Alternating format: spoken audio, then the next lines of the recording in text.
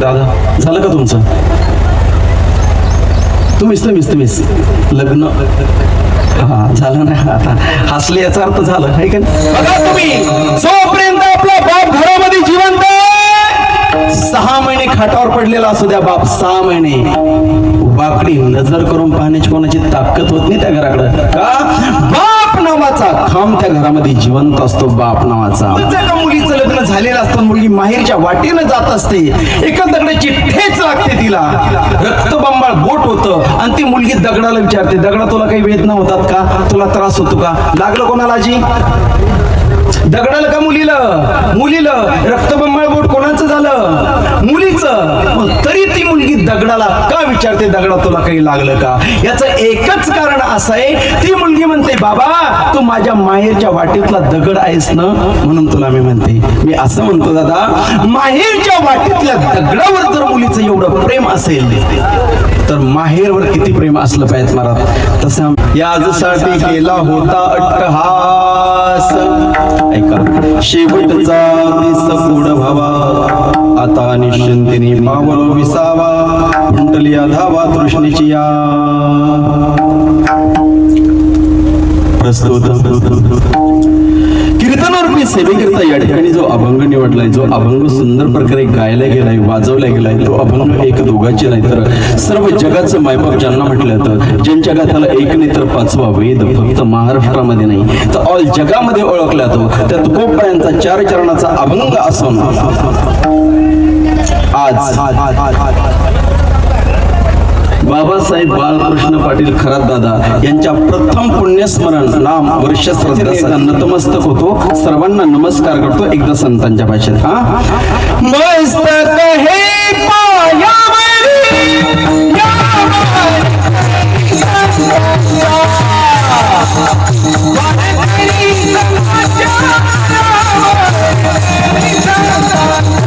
जे काही सांगणार आहे ना ते सर्वांगाचे कान करून ऐका, फक्त लक्षात ठेवा. आपले आई किंवा वडील गेल्यानंतर 3 ऋण आपल्यावर असतात, मुलावर आणि मुलीवर. किती? 3 ऋण असतात. 3 ऋण लक्षात ठेव. कोणते कोणते? आणि ते फेडावीच लागतात. देव ऋण, ऋषी ऋण आणि पितृ ऋण. किती झाले आजी? 3 झाले. देव ऋण आणि ऋषी ऋण नाही फेडले तरी कदाचित चालेल, पण पितृऋण मात्र प्रत्येकालाही फेडावंच लागतं. हे मी नाही सांगत, तर जगद्गुरु तुकोबाराय म्हणतात स्वतः मी फेडलं म्हणून तुम्हाला सांगतोय. तुका फेडीता हे ऋण,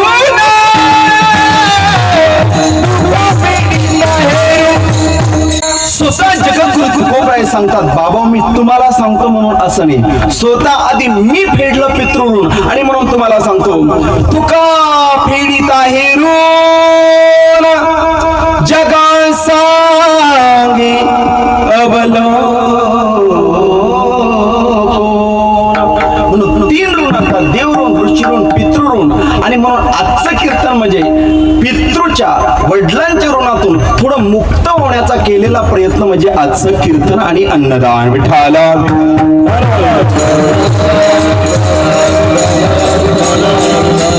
ऐका, आई वडील गेल्यानंतर 3 ऋण असतात, त्यातलं पितृऋण फेडावं लागतं आणि 3 दानं घडावं लागतात मुलांकडनं वडील गेल्यानंतर. कोणते कोणते 3 दान?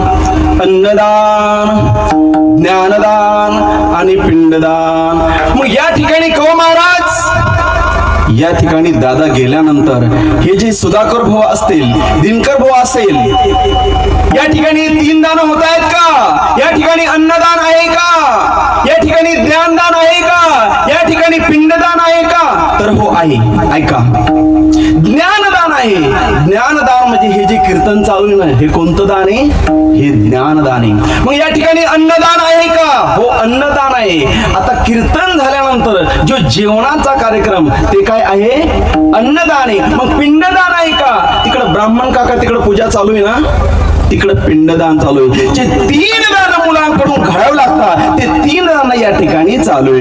म्हणून आज दादांचं प्रथम श्राद्ध आहे, प्रथम पुण्यस्मरण आहे. लक्षात ठेवा, कारण अलीकडं पुण्यस्मरण वर्ष श्राद्ध करायचं म्हणलं सोप्या गोष्टी राहिल्या नाही बाबा. लक्षात ठेवा, गायक महाराज मंडळी बघावं लागते, मृदंग वादक, माईक सिस्टीम, सगळ्या गोष्टी. आता गायक भेटतं तर वादक भेटत नाही, वादक भेटतं तर गायक भेटत नाही, सगळं भेटतं तर सिस्टीम भेटत नाही पाहिजे तशी. सगळं जेव्हा भेटतं तेव्हा जनरेटर लवकर चालू होत नाही, आहे का नाही? बघा एवढं सोपं नाही. कित्येक श्रीमंत मुलं या महाराष्ट्रामध्ये, कित्येक श्रीमंत अदर कंट्रीमध्ये येतात, अदर कंट्रीमध्ये 2-2 कोटी पॅकेज आहे त्यांना, 2-2 कोटी महाराज लक्षात ठेवा. पण ते वर्ष श्राद्ध करत नाही. मग दशक्रियांवर्ष श्राद्ध उक्त देऊन टाकतात. उक्त शेती कशी देतात करायला उक्त, तसं एकदा मला घडलेला प्रसंग आहे. उक्त दिलेला दशक्रिया आणि माझं प्रवचन त्या ठिकाणी. त्या सर्व विधी वगैरे झाला, तर प्रवचनाला सुरुवात करायची, पण ते ब्राह्मण काका म्हणले ते हे करावं लागतं ना दशक्रियाला, काय मुंडन टक्कल करावं लागतं ना. ते म्हणले सगळं झालं, आता मुंडन कोणाच करायचं, तर मुलंच हजर नाही ना. एक जण म्हणलं ज्याचं प्रवचन ठेवलं करा त्याचं, पण आता आपल्यावर नंबर आला का? मला एकच सांगायचंय, लक्षात ठेवा, कोणीही पुण्यस्मरण करत नाही आई वडिलांचं, कोणीही वैश्य श्राद्ध करत नाही, लक्षात ठेवा. तेच मुलं करतात ज्यांच्यावर संस्कार. कोणी पुण्यस्मरण करत नाही, कोणतेही मुलं वैश्य श्राद्ध करत नाही, ज्यांच्यावर संस्कार चांगले, जे कुलवाने शीलवाने तेच करतात महाराज. खूप सुंदर आहे. कुळी कन्या पुत्र, खूप गोड चाले बरं का, खूप मस्त होतीचे सात्विका, कुळी कन्या पुत्र होतीचे सात्विका. आता मग ट्रेडिंगला होतं, खूप सुंदर बघा. कष्ट केले माझ्या राजाने, कष्ट केले माझ्या शिवबाने, जाणयाची तुम्हाला उदार, कष्ट केले माझ्या राजाने, जाणयाची तुम्हाला उदार, स्वराज्य दिले रयतेला, स्वराज्य दिले या महाराष्ट्राला, जाणत्याची तुम्हाला उदार. कुळी कन्या पुत्र होती जे सात्विक, त्याच्यासाठी मुलं कुलवान शीलवान असावं लागतात. काय करण्यासाठी? पुण्यस्मरण वर्ष श्राद्ध करण्यासाठी. मग पुढे जर तुम्हाला आपलं वर्ष श्राद्ध असं भाव वाटत असेल, पुण्यस्मरण भाव वाटत असेल, तर मुलांवर संस्कार टाकणं नितांत गरजेचं आहे. त्यासाठी या वारकरी शिक्षण संस्था आहे. संतांची जयंती पुण्यतिथी होत असते. देवाचं काय होत असतं माहिती तुम्हाला? रामाची काय? रामाची नवमी, लक्षात ठेवा. हनुमानाची जयंती आहे, महादेवाचं शिवरात्री आहे, आणि देवीचे नवरात्र आहे, आणि तुमचे आमचे पित्र म्हणजे वर्ष श्राद्ध. वर्ष श्राद्ध हे करावंच लागतं महाराज, नाही तर ते पितृ ऋणातून माणूस मुक्त होत नाही. तुम्ही म्हणणार याच्या अगोदर कोणा केलं होतं का? पुराणामध्ये काही उल्लेख आहे का? ग्रंथामध्ये काही उल्लेख आहे का? तर सांगतो, आहे दादा, उल्लेख आहे. विश्वाच्या मालकानं, ब्रह्मांडाच्या चालकानं एका जणाच्या आईचं श्राद्ध येऊन केलं आणि एका जणाच्या बापाचं श्राद्ध येऊन केलं. आधी बापाचं वर्ष श्राद्ध कोण केलं आणि कोणाचं केलं ते सांगतो. एकदा भजन करा. विठ्ठला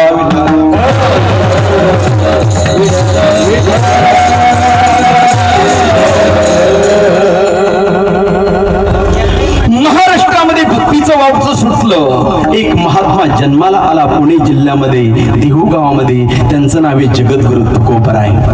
जन्माला आले, अरे एवढा एवढा एवढा परमार्थ केला, दान धर्म केला, सर्वस्व संस्थानाच्या नावे घालून या शून्य वाढता पुण्य धर्म केला. सर्वस्व दान धर्म करून टाकलं महाराज, सर्वस्व केलं दान.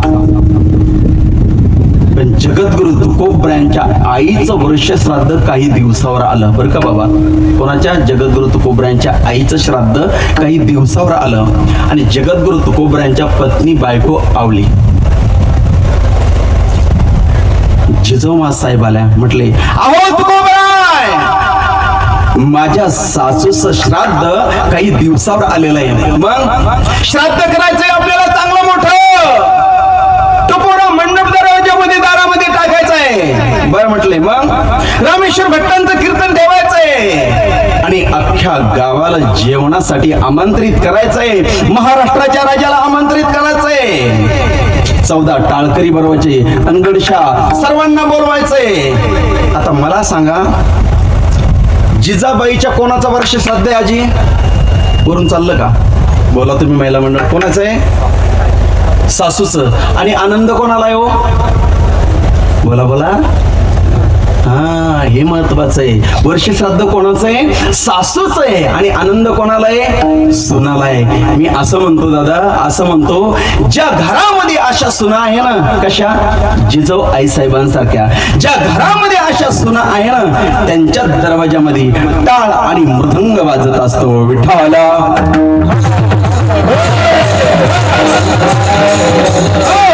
कोणाच्याही दरवाजासमोर, कोणाच्याही घरासमोर टाळ मृदंग वाजत नाही. त्यासाठी भाग्यवान असावं लागतं. महाराज वर्णन करतात,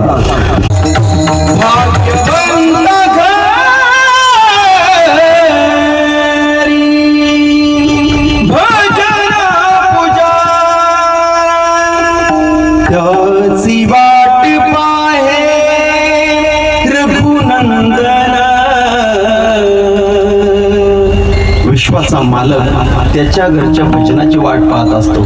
चला, जिजाबाईंनी सांगितलं, टपोरा मंडप टाका, अन्नदानाची सेवा करा, रामेश्वर भट्टाचं कीर्तन ठेवा, महाराष्ट्राच्या राजाला छत्रपती शिवाजी महाराजांना आमंत्रित करा. कशासाठी?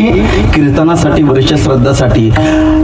वर्ष श्राद्ध सासूच आहे आणि आनंद कोणाला आहे? सुनाला. एवढं लक्षात ठेवा. मात्र जगद्गुरु तुकोबरायांनी महाराष्ट्राच्या राजाला आमंत्रित केलं. लक्षात ठेवा. 14 टाळकरी बोलवले, रामेश्वर भट्टांचं कीर्तन ठेवलं आणि तो दिवस जवळ आला. आचार्याला सांगितलं, सगळ्यांना आमंत्रित केलं. उद्या वर्ष श्राद्ध आहे. तर जगद्गुरु आज तुकोबराय झोपले नाही. सकाळी 4 वाजता उठले. कधी? ज्या दिवशी वर्ष श्राद्ध आहे त्या दिवशी. ऐका बरं का, एवढं सोपं नसतंय करणं. ज्या दिवशी जगद्गुरु तुकोबरायांच्या आईचं वर्ष श्राद्ध आहे त्या दिवशी जगद्गुरु तुकोबराय ब्रह्ममुहूर्तावर सकाळी उठले, टाळ चिपळ्या आणि इंद्रायणीवर स्नानासाठी गेले. देवीला लक्षात ठेवा मंडळी, स्नानासाठी गेल्यानंतर स्नान झालं आणि जगद्गुरु तुकोबरायांचा काकडा चालू झाला. काकडा लक्षात ठेवा. उठ पांडुरंगा दर्शन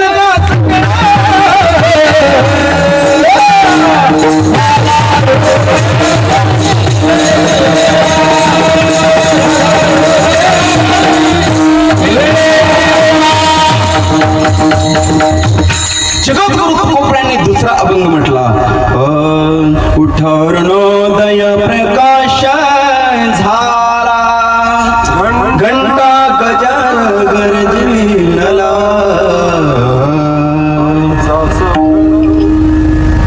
पण जगद्गुरु तुकोबराय इकडे घराकडे यायचं ना तुकोबरायांना. तुकोबराय तिकडं पलीकडे सरकले. पलीकडे सरकले. कुठे गेले असेल?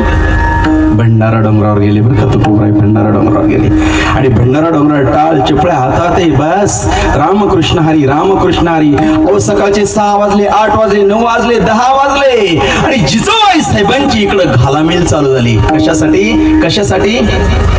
जगद्गुरु तुकोबरायांचा अजून पत्ताच नाही नेमकं. आता काय करायचंय? रामेश्वर भट्ट आले, महाराष्ट्राचे राजे थोड्या वेळामध्ये येणार आहे. 14 टाळकरी आले. भाजीपाल्याचं काय करायचं? काहीच नाही. आता काय करायचं? जगद्गुरु तुकोबरायांची पत्नी जिजाऊ साहेब घरामध्ये जात होत्या आणि बाहेर अंगणापर्यंत येत होत्या. घरामध्ये जात होत्या, अंगणापर्यंत येत होत्या, पण तुकोबराय कुठंच दिसत नव्हते. 10 वाजले दादा, 10. लक्षात ठेवा. काय करायचं नेमकं? जगद्गुरु तुकोबराय भंडारा डोंगरावर भजनामध्ये तल्लीन. कशी अवस्था झाली ती त्यांची? गोविंद गोविंद मनाला गलिया छंद, मग गोविंद ते काया, भेद नाही देवातया. रात्र न कळे, दिवस न कळे, अंगी खेळे दैवत हे, दिन रजनी हाची धंदा, गोविंदाचे पवाडे. नकळे दिवस की राती, अखंड लागली से ज्योती. तुकोबराय भजनामध्ये मंत्रमुग्ध आहे.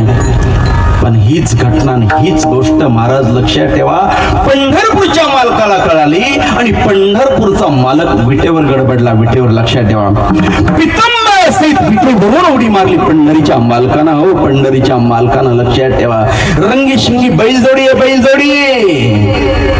सर्व सामान बैलजोडीमध्ये भेटलं मला लक्षात ठेवा. गरुड उत्तवान गरुडाला म्हटलं सर माग तुझा वेग कमी करतोय. माझ्या भक्ताच्या तिथं मला जायचंय तुकोबरायच्या घरी. कशासाठी? वर्ष श्राद्ध करण्यासाठी. महाराज लगबग चालू झाली महाराज विटेवरच्या मालकाची. कुठं जाण्यासाठी? देवला जाण्यासाठी. कशी सांगतो तुम्हाला.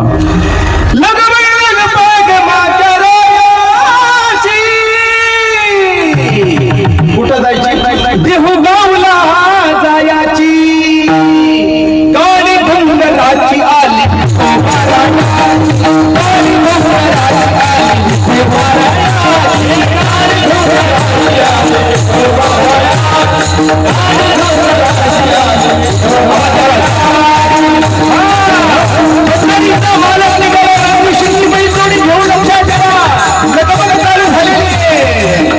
विटेवरच्या मालकाची पंढरपूरच्या मालकाची लगबग चालू झाली आणि मला रंगी शिंगी बैलजोडी भाजीपाला किराणा तुपाचे डब्बे सर्व सर्व.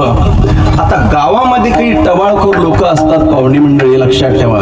पारावर बसलेले ज्यांना दिवसभर काही उद्योग नसतो त्यामुळे चर्चा करायला का रे तू क्या नाही म्हणले अख्ख्या गावाला जेवणाचं आमंत्रण दिलंय. असं ऐकलंय महाराष्ट्राच्या राजाचं कीर्तन महाराष्ट्राच्या राजाला आमंत्रित केलंय. असं ऐकलंय रामेश्वर भट्टांचं कीर्तन ठेवलंय. पण आज चिमणी पाखरू घरात उडून जाईल तर तुकोबरायच्या घरामध्ये अन्नधान्याचा कण नाही आणि अजून तुकोबरायचा पत्ता नाही. नेमकं करल कसं रे तुक्या? गावातली पारावर बसणारी मंडळी काही चर्चा करायला लागली.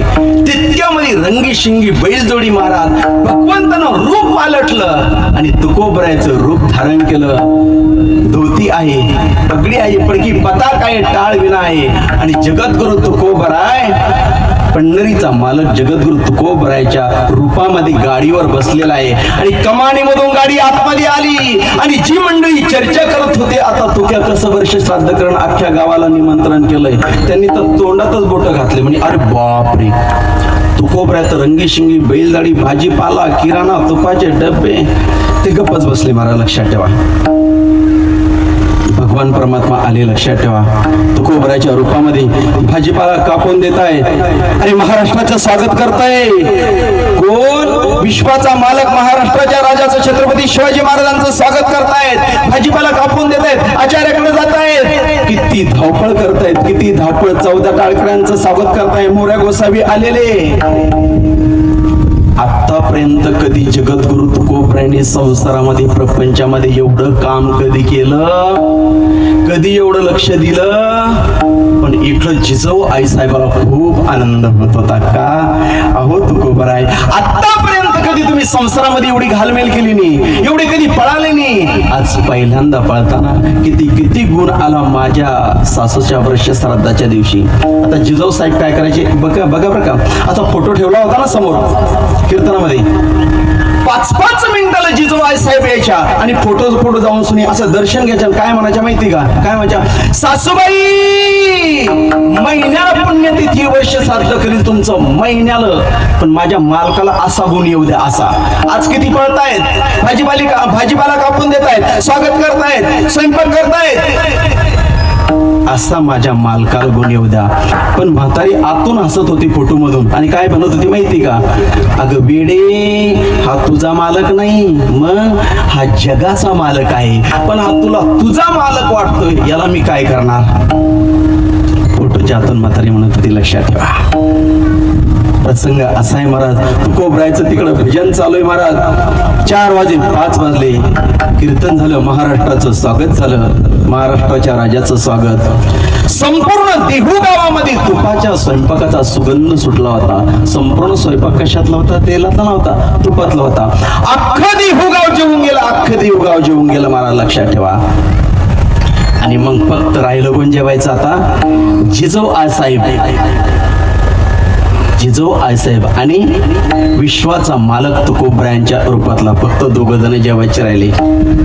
भांडे सुद्धा घासले. विश्वाच्या मालकानं, माझ्या लक्षात ठेवा, भांडे घासले आणि भांडे बैलगाडीमध्ये भरले महाराज. आणि भरल्यानंतर महाराज तिकडे खऱ्या जगद्गुरु तुकोबरायन भानावर आले.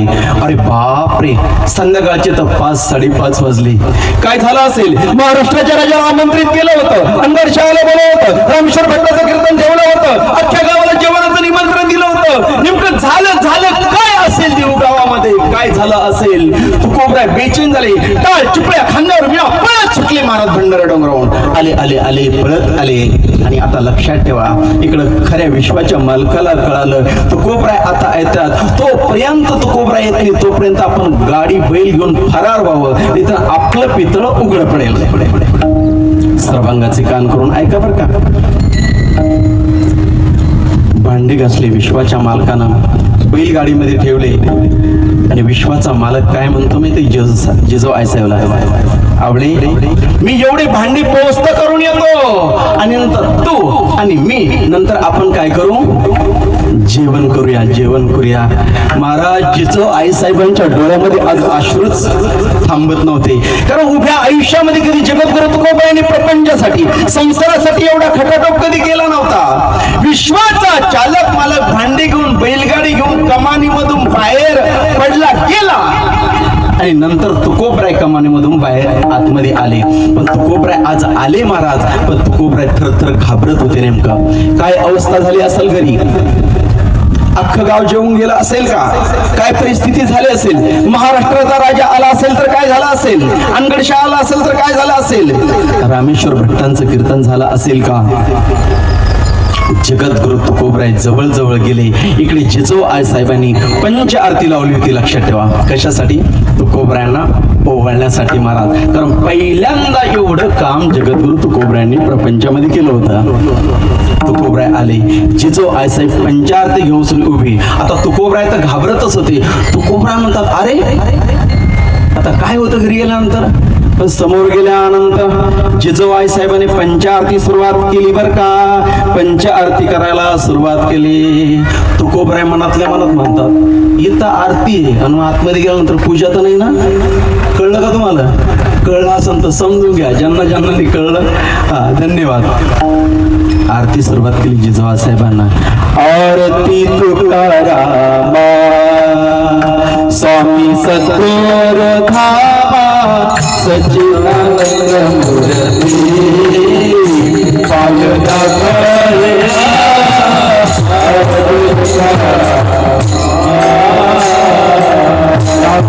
सागरा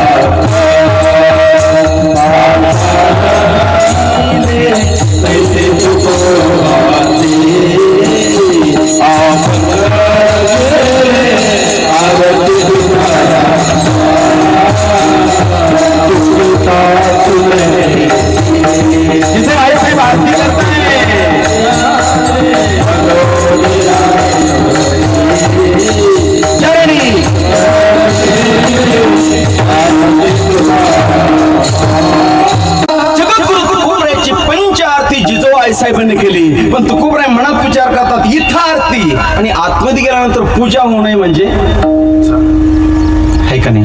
पण तुकोबरायांनी पंचप्राण महाराज धरले आणि म्हटले ठीक आहे राहत नाही, या आतमध्ये. पाची पक्वान्नाचं ताट होतं. लक्षात ठेवा मंडळी, पाची पक्वान्नात तुकोबराय ताटावर बसले. जिजो आईसाहेबांनी वाढून घेतलं आणि घेतल्यानंतर महाराज ब्रह्मार्पणम ब्रह्मवीर वदनी कवळ घेता श्लोक म्हटले. आणि तुकोबरायांनी पहिला घास घेतला बरं का. सर्वांगाचे कान करून ऐका, आता कळेल तुम्हाला कीर्तन.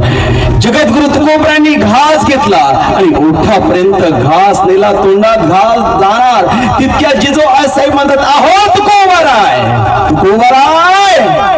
उभ्या आयुष्यामध्ये प्रपंचामध्ये कधी तुम्ही संसारासाठी काहीच केलं नाही, कधी पळाले नाही, कधी धावपळ केली नाही. पण आज तुम्ही भाजीपाला कापून दिला. आज तुम्ही महाराष्ट्राच्या राजाचं स्वागत केलं. आज तुम्ही 14 ठाकरेंचं स्वागत केलं. तुकोबराय, आज तुम्ही भांडे घासले. तुकोबराय, असं तुम्ही करत जा ना प्रपंचासाठी, काहीतरी करत जा असं तुम्ही काहीतरी. तुकोबराय करायचा आता तर अंगाचा थरकाप व्हायला लागला.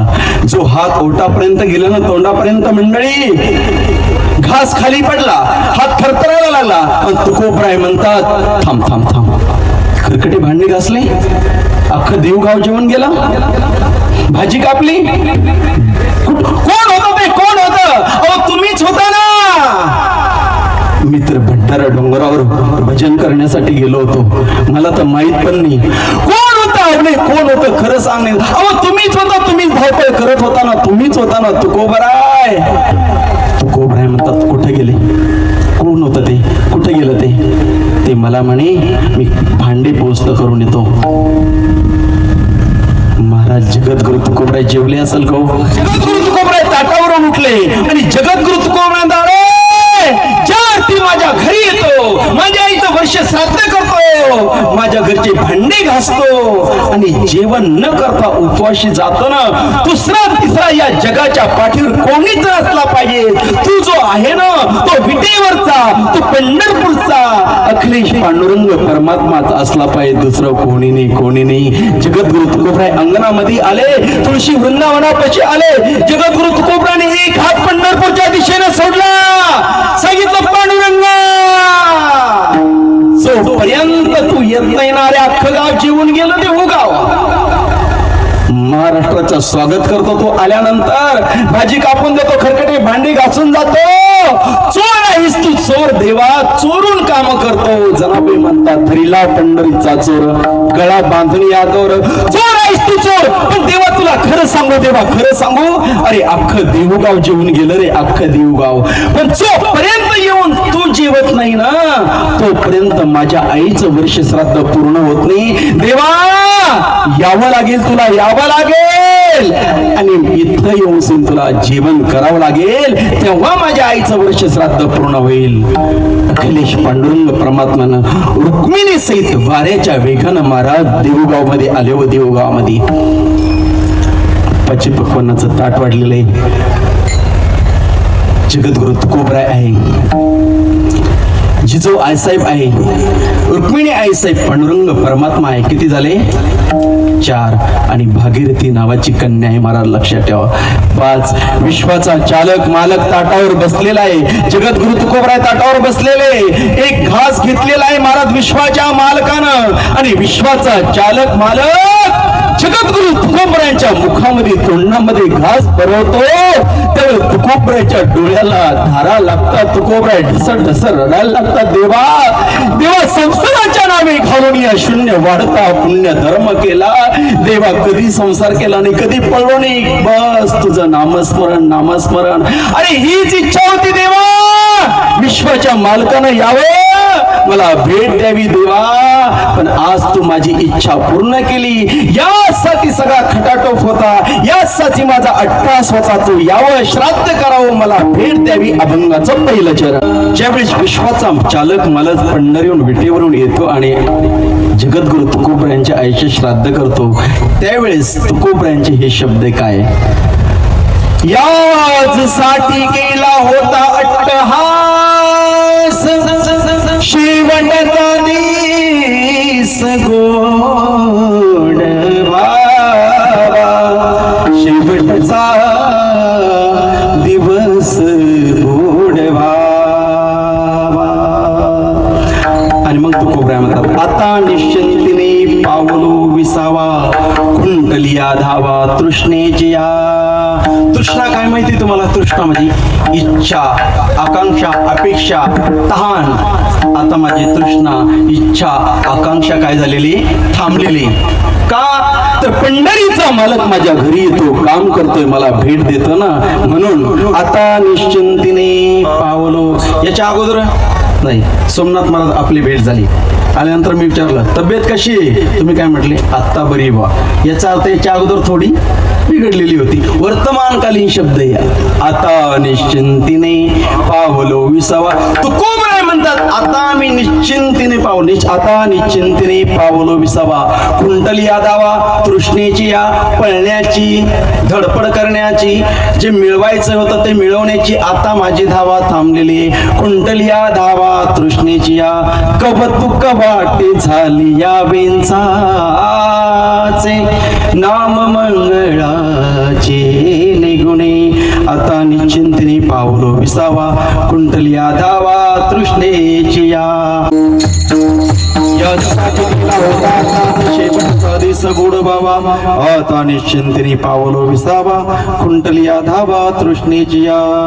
मी सांगत असतो मरायचं प्रत्येकाला आहे, जायचं प्रत्येकाला आहे. ऐका ना महिला मंडळ, या ठिकाणी जे गाणारे ते सुद्धा काय एक दिवस जाणारे. वाजवणारे रोहित महाराज तुम्हाला सुद्धा, माईक सिस्टमवाले तुम्हाला सुद्धा जायचंय. बसलेले तुम्हाला ते म्हणणार तुम्हाला करायचंय काय, मला इथं पण राहायचं नाही तिथं पण राहायचं नाही, मला सुद्धा जायचंय. कोणीच या ठिकाणी राहण्यासाठी आलं नाही महाराज. पण जगद्गुरु तुकोबा म्हणतात जात असताना एक काम करा. काय काम करा लक्षात ठेवा. आणि तुम्ही गेल्यानंतर तुमची उज्ज्वल अशा प्रकारची कीर्ती राहिली पाहिजे महाराज. तुका म्हणे मरणीची सरे उत्तमची उरे कीर्ती मागे, उत्तमची उरे कीर्ती मागे. नाही तर मग काय कीर्ती राहते आपली गावामध्ये. दोन प्रकारची कीर्ती, एक सुकीर्ती आणि दुसरी कुकीर्ती. पण सुकीर्ती करून जर माणूस गेला तर अख्खं गाव गळवतं. अहो पाटील लवकर गेले, अख्ख्या गावाला पाटलाची गरज होती लक्षात ठेवा. पण कुकीर्ती करून गेल्यानंतर लोक म्हणते बरं गेलं, अख्ख्या गावाला वैताग दिला होता. चांगली कीर्ती करून आपण जायचंय, प्रत्येकाला जायचंय महाराज, प्रत्येकालाच. कारण आपण पाहुणे आलोय. पाहुणे कुठं? इथं. हा जीव जो आहे ना या शिराच्या गावाला आलेला आहे, गावाला. आणि आपण गावाला गेल्यानंतर महिला मंडळ किती दिवस राहतो?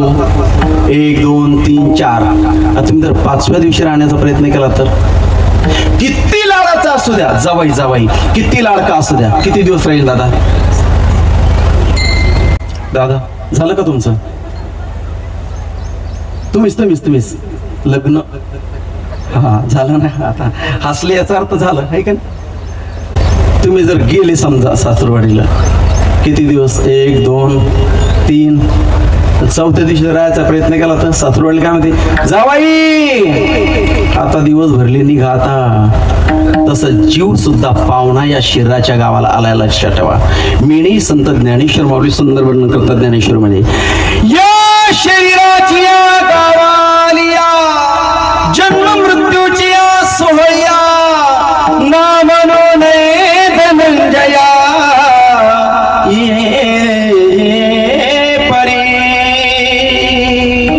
महाराज. एक ना एक दिवस जसं पाहुण्याला त्याच्या गावाला जावं लागतं ना, तसं महाराज आपल्याला मध्ये या जीवाला सुद्धा हे सोडून एक ना एक दिवस आपल्या परतीच्या आपल्या मुख्य गावाला जावं लागतं. विठाला विठाला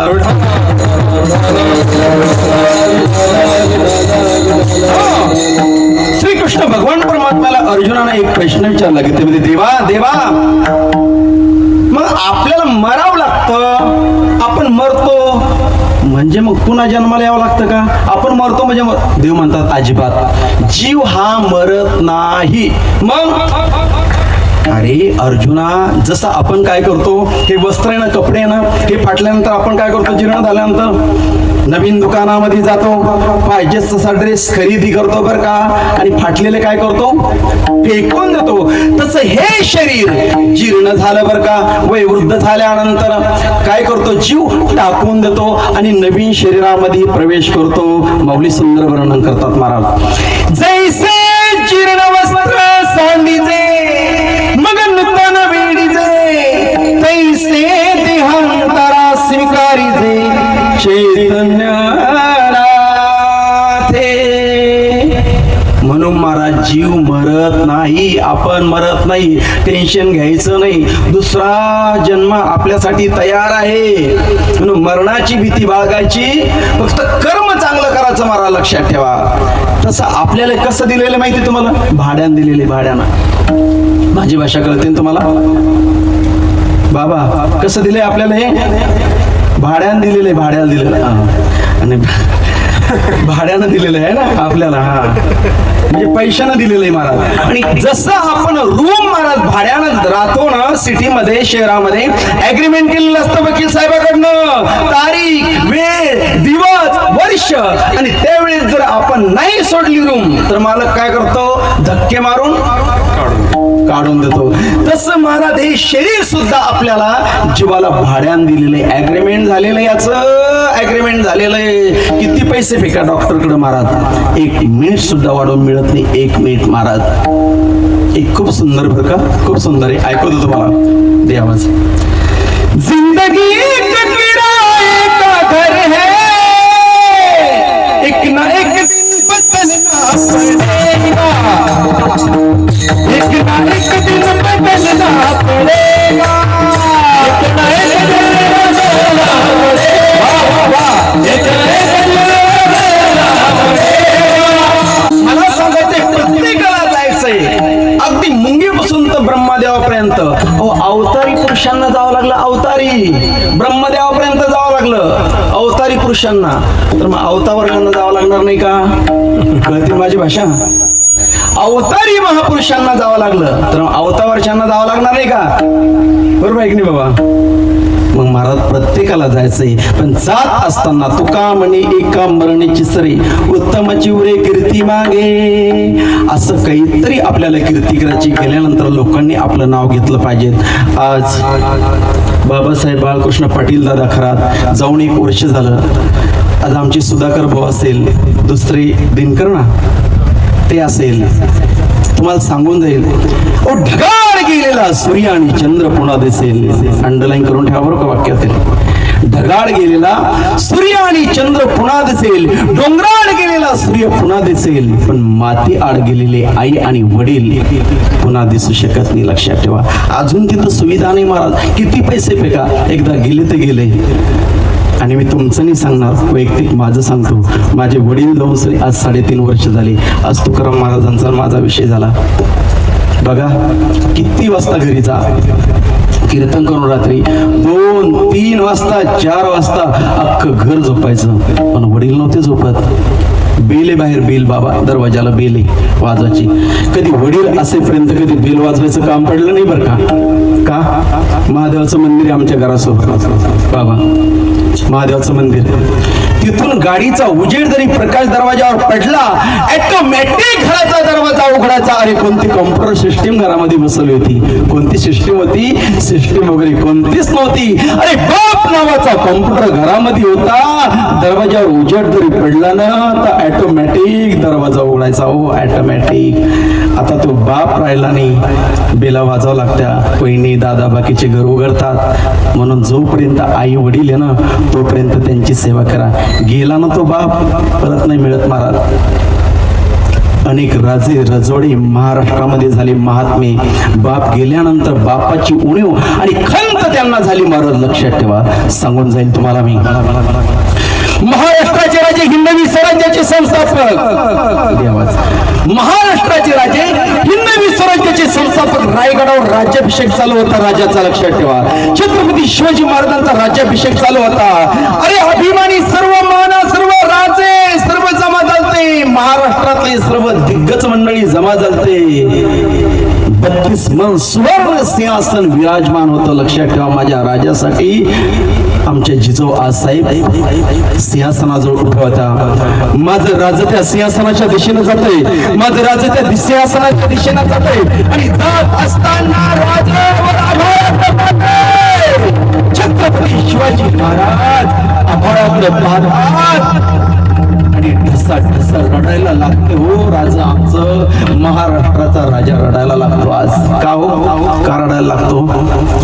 जिजाऊ आसाहेब म्हणतात, शिवबा, शिवबा आज तू राजा झाला.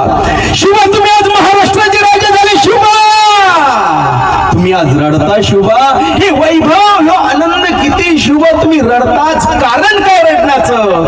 त्यावेळी महाराष्ट्राचा राजा सांगतो, अहो साहेब, हो आम्ही आज महाराष्ट्राचे राज्य झालो. हो आम्ही आज महाराष्ट्राचे राज्य झालो अहो साहेब. पण ही राजपण पाहण्यासाठी, हे 32 सुवर्ण सिंहासन पाहण्यासाठी आज आज माझे वडील शहाजी राजे, आऊसाहेब तुमच्या कंपळावरचं कुंकू नाही हो आऊसाहेब, म्हणून आज मला रडायला येतं आऊसाहेब, रडायला येतं. मंडळी तुम्हाला मी सांगतो, आणि महाराष्ट्राच्या राजाला जर खंत वाटत असेल, वडील नसल्यानंतर महाराष्ट्राचा राजा रडत असेल, तर तुमचं आमचं काय काय. अजून एक सांगतो, आपल्या भारत देशामधलं एक व्यक्तिमत्व क्रिकेटपटूमध्ये झालेलं ते म्हणजे सचिनजी तेंडुलकर. महाराज सचिनजी तेंडुलकर म्हणजे असं आहे की आतापर्यंत असा क्रिकेटपटू झाला नाही आणि पुन्हा पण होणार नाही असा भारतरत्न पुरस्कार सचिनजीला बहाल करण्यामध्ये आला, देण्यामध्ये आला. तेव्हा सोशल मीडिया आणि पत्रकारांनी मुलाखत घेतली. कोणाची? सचिन तेंडुलकरची. हा सचिनजी, अरे आतापर्यंत तुमच्यासारखा क्रिकेटपटू या भारतामध्ये झाला नाही, पुढे होणार नाही, आता भारतरत्न पुरस्कार तुम्हाला प्रदान करण्यामध्ये येतोय. नेमकी तुमची प्रतिक्रिया काय? तेव्हा सचिनजींच्या डोळ्याला पाणी आलं. सचिन तेंडुलकर रडायला लागतात आणि म्हणतात, काय सांगू तुम्हाला, काय सांगू. मान्य असा क्रिकेटपटू माझ्यासारखा झाला नाही, पुढे होणार नाही, भारतरत्न पुरस्कार मला प्रदान करण्यात येतोय, पण हा पुरस्कार पाहण्यासाठी माझे वडील नाही हो, रमेशजी तेंडुलकर नाही. ही खंतही मला लक्षात ठेवा. विश्वातल्या क्रिकेटपटूला जर खंत वाटत असेल वडील गेल्याची, महाराष्ट्राच्या राजाला जर खंत वाटत असेल, तर तुमचं आमचं काय. म्हणून जोपर्यंत वडील आहे ना, जोपर्यंत आई आहे ना, त्यांच्यासोबत जेवा गड्या, त्यांच्यासोबत गप्पा मारा. आणि एक नेम सांगतो तुम्हाला, ज्यांचे आई वडील जिवंत आहे, खूप मोठी सुवर्ण संधी आहे. दर्शन घेतल्याशिवाय त्यांचं बाहेर पडू नका, लक्षात ठेवा, बाहेर पडू नका. जोपर्यंत आपला बाप घरामध्ये जिवंत आहे, 6 महिने खाटावर पडलेला असू द्या बाप, 6 महिने वाकडी नजर करून पाहण्याची कोणाची ताकद होत नाही त्या घराकडे. का? बाप नावाचा खांब त्या घरामध्ये जिवंत असतो. बाप नावाचा बाप सभी महानिबाना, बाप कन खरं कना, त्याच्या काळजात सुद्धा लाजाळूच्या संवेदना. बाप ढाल तलवार, बाप पेटती मशाल, बाप जागतो म्हणून घर झोपते खुशाल, घर झोपते खुशाल. अलीकडं आमचे मुलं काय करतात, आमचे भाऊ कधी बापाचं ऐकत नाही महाराज, कधी ऐकत नाही बापाचं, पण दुसऱ्याच ऐकणार. पण तो बाप इतके कष्ट करतो उन्हा तानामध्ये महाराज, एवढे कष्ट करतो. अरे सचिन तेंडुलकरनं, विराट कोहलीनं 100 धावा शतक जर पूर्ण केला ना, आमचेच भाऊ चौकामध्ये जातात गावामध्ये आणि फटाके वाजवून त्यांचं कौतुक करतात. कोणाचं? विराट कोहली, सचिन तेंडुलकरचं. पण तुम्हाला माहिती, अरे आपल्या बापानं वैशाख महिन्यामध्ये, मेच्या महिन्यामध्ये उन्हा तानामध्ये अवतावर बैलाच्या मागे या बांधापासून तर त्या बांधापर्यंत हजारो धावा पूर्ण केल्या होत्या, हजारो धावा. कधी त्याच्यासाठी टाळी वाजवून कधी म्हटलं बाबा, कधी कौतुक केलं? कधीतरी विचार करण्याची गरज आहे लक्षात, तरुण मंडळी, कधीतरी विचार करण्याची गरज आहे लक्षात ठेवा. आमचा बाप बैल घेऊन श्री रानामध्ये गेला बरं का, आजी रानामध्ये गेला आमचा बाप बैल घेऊन श्री. सर्जा आणि बावरा बैलाचं नाव होतं. रानामध्ये गेल्यानंतर चराल सोडले बैल आणि चरत असताना एक बैल पिकामध्ये जायला लागला. मालकानं आवाज दिला आमच्या बापानं, सर्जा. आवाज टाकल्यानंतर गरकन मालकाचा आवाज ऐकून बैल मागं फिरला बरं का मालकाचा. ज्या वेळेस अरे एक आवाज टाकल्यानंतर 4 पायाचा बैल माघारी फिरतो, पण आमचा मुलगा आमच्या बापाचं ऐकत नाही. त्यावेळेला बापाला काय वाटत असेल? कधीतरी विचार करण्याची गरज आहे. तोच आमचा बाप गेला मंडळी, लक्षात ठेवा, तोच आमचा बाप गेला. अरे आमचा बाप गेल्यानंतर आमच्या मुलांना काही वाटलं नाही, पण तोच मुका प्राणी, तो 4 पायाचा बैल प्राणी हंबरडा फुडू फुडू ओरडला. हो गोठ्यामध्ये हंबरडा फुडू फुडू ओरडला. मला सांगायचंय, जोपर्यंत आपले वडील आई वडील तोपर्यंत जिवंत लावा, जोपर्यंत जिवंत आहे तोपर्यंत त्यांना जीव लावा. आणि म्हणून हे मुलं जे गुरुकुल मध्ये आहे ना, संस्काराची गरज नितांत आज लक्षात ठेवा. आई काय, वडील काय, गीता काय, गाथा काय, हे महत्वाचं आहे महाराज. तोच आमचा बाप. दीपावली आली. दीपावली आल्यानंतर तुम्हाला एक सांगेल बहिणींनो, सगळ्यात जास्त जीव बापाचा कोणावर असेल माहिती तुम्हाला? तुमच्यावर बरं का. सगळ्यात जास्त जीव, सगळ्यात जास्त जीव तुमच्यावर आहे सगळ्यात. दीपावली आली आणि दीपावली आल्यानंतर बापानं मुलाला ड्रेस घेतला, बायकोला ड्रेस घेतला, साडी घेतली, चोळी घेतली. पोरगी जवळ आली कोणती, बाबा मला पण ड्रेस घ्या. तायडे चाल दुकानामध्ये. ड्रेस आणला नाही बापानं तुमच्यासाठी, मग बापाने दुकानामध्ये घेऊन सांगितलं तायडे तू हात लाव, तो ड्रेस तुला घेईल. तो ड्रेस आणि पाहिजे तो ड्रेस तुम्हाला घेतला. पण दीपावलीच्या दिवशी अरे आमच्या बापानं फाटका सदरा अंगामध्ये घेतला. बायकोला साडी आहे, पोराला ड्रेस आहे, मुलीला नवीन ड्रेस आहे, पण त्यानं काय केलं? फाटका सदरा आपल्या अंगामध्ये घातला. मला लक्षात ठेवा.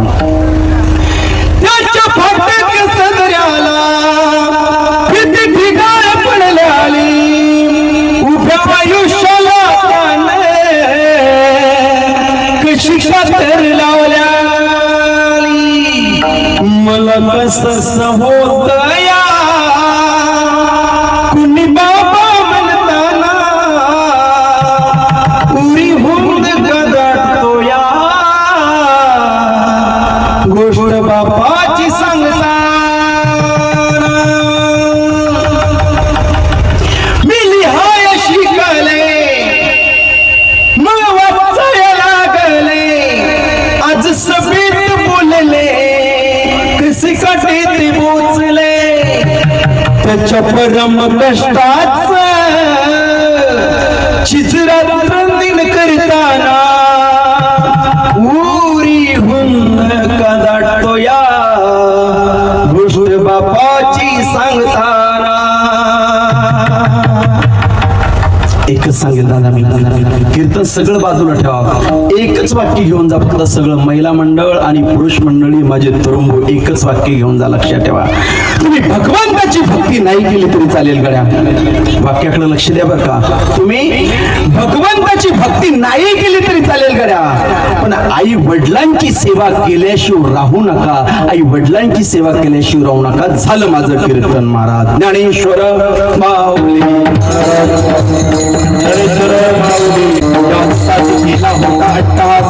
शेवटचा दिस गोड व्हावा, आता निश्चिंतीने पावल विसावा. कुंडलिया धावा तृष्णेच्या कौतुक वाटी झाली विंचसे. नाम मंगळाचे येणे गुणी तुका म्हणे मुक्ती परिणे दिनोवरी. आता दिवस चारी खेळी मेळी. तुकोबराय म्हणतात माझ्या घरी भगवान परमात्माला माझ्या आईचं श्राद्ध केलं, पुण्यस्मरण केलं, याच्यासाठी माझा सगळा 8 तास होता, त्याने भेट द्यावी. बस माझी इच्छा तृष्णा आता संपली. आता निश्चिंतीने पावलो विसावा, कुंडलिया धावा तृष्णेची या. बहिणाबाई खूप सुंदर वर्णन करतात. माझ्या माहेरच्या वाटा जरी लागतील ठेचा, जरी लागतील ठेचा, जरी लागतील ठेचा. नुकतंच एका मुलीचं लग्न झालेलं असतं, मुलगी माहेरच्या वाटेनं जात असते, एका दगडाची ठेच लागते तिला, रक्तबंबाळ बोट होतं आणि ती मुलगी दगडाला विचारते, दगडा तुला काही वेदना होतात का, तुला त्रास होतो का? लागलं कोणाला आजी? दगडाला का मुलीला? मुलीला. रक्तबंबाळ बोट कोणाचं झालं? मुलीचं. तरी ती मुलगी दगडाला का विचारते, दगडा तुला काही लागलं का? याचं एकच कारण असं आहे, ती मुलगी म्हणते बाबा तू माझ्या माहेरच्या वाटेतला दगड आहेस ना, म्हणून तुला मी म्हणते. मी असं म्हणतो दादा, माहेरच्या वाटेतल्या दगडावर जर मुलीचं एवढं प्रेम असेल तर माहेरवर किती प्रेम असलं पाहिजे महाराज. झालेली सेवा माऊली ज्ञानोबा यांच्या तुम्हा सर्वांच्या चरणी बाबासाहेब बाळकृष्ण पाटील खरात यांच्या चरणी समर्पित करून सेवेला या ठिकाणी पूर्णविराम देतो. विठ्ठल जय जय विठ्ठल.